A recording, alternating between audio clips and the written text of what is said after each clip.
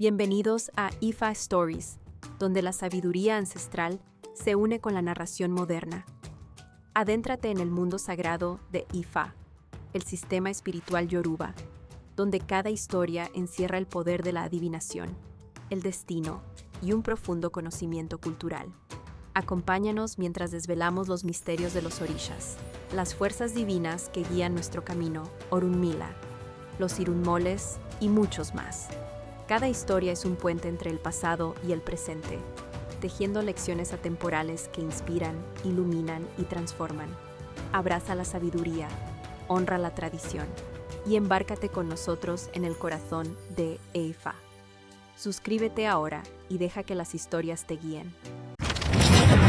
Pataki, el pescador que quería convertirse en pez.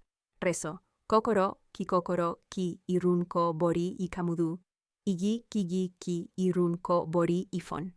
Ebo, Akuko, Eyele, Red, Anzuelos, Eku, Ella, Aguado, Owo.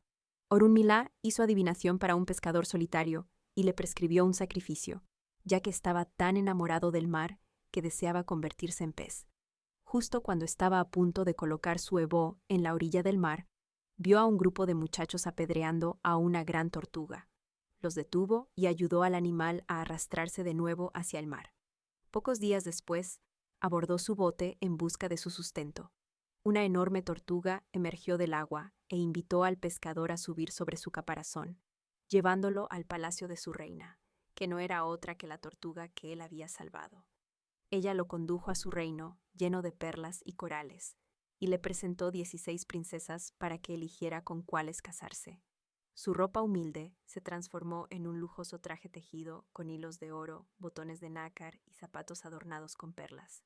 Pero sus manos y pies se convirtieron en aletas, sus pulmones en branquias, y el pescador nunca más pudo regresar a la tierra.